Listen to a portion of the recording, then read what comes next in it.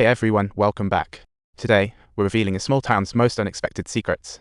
She packed up some essentials and marched over to that abandoned building like she owned the place. After gently placing her belongings by the door, she knocked and swiftly hid behind a tree, her heart pounding like a deer in headlights, filled with both nervousness and excitement. She was terrified he'd spot her, but little did she know that boy had already seen her a mile away. The next day, Ella headed to school like any other day, only to find the boy waiting there as if he was her personal welcoming committee. She played the I don't see you game. Nick clearly had it all figured out. When he hopped on the bus and sat next to Ella, he was plotting all the angles.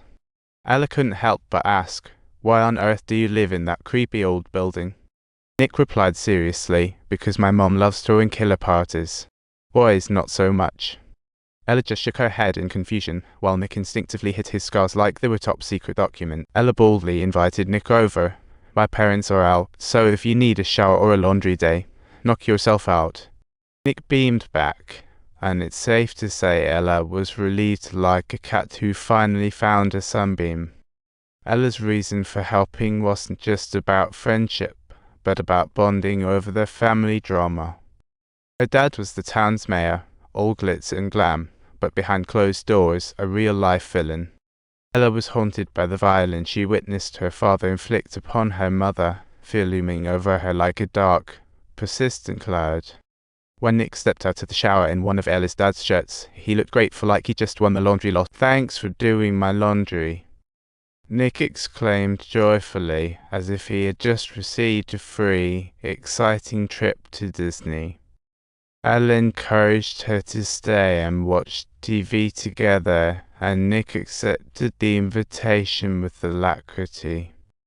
They munched on popcorn while watching TV, and Ella got curious about Nick's future plans.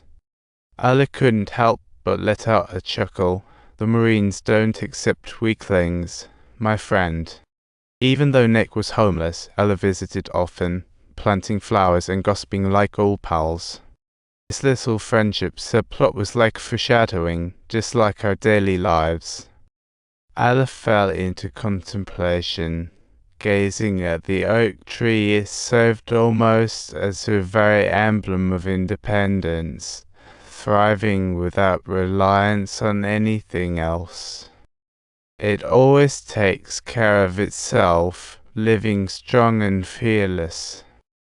Ella yearned to embody the strength of that oak tree. "Your parents are feeling quite content, aren't they?" Nick hit the nail on the head. Ella fell silent, and Nick realized his gaffe, hugging her tightly. In that fleeting moment, a spark of affection ignited between them like magic, silently. The next day on the bus, Nick gifted Ella a little oak carving reminding her to stay strong. Ella couldn't help but smile, her happiness blooming like wildflowers. Their hands began to silently edge closer together, both profoundly sensing that undeniable chemistry between them. However, Ella boldly stood up, confirming their connection like a boss.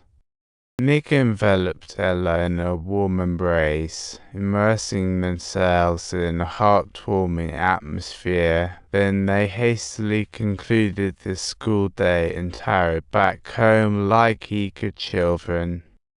Nick whipped up some hot chocolate cookies that revealed Ella's culinary talents. Then Nick popped the big question, and in their sugary bliss, they lost track of time, immersing themselves deeply in it. Just then, Ella's dad came home, and she urged Nick to make a quick exit like a ninja. Nick just leaped out the window when her dad stepped into the kitchen. Dad caught a hint of noise, but Ella quickly thought on her feet to cover it up. The flame of love was burning brighter, and time was playing hard to get. Just when their intimacy was reaching its peak, an unexpected twist of fate struck. "Open up!" Dad roared, and things got tense real quick. He forcefully barged through the door, and the sight that greeted him made him see red with fury. "What are you doing here?" Dad lunged at Nick like a raging bull. Even as Ella tried to intervene, Dad was going full beast mode.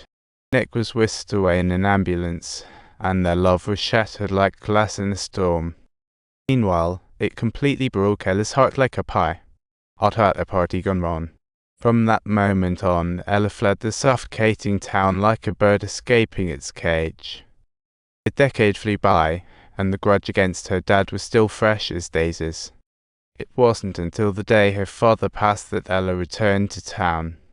At home, only her wrinkle-covered mother remained, leaving her so confused. "Why didn't you simply leave with me at that time?"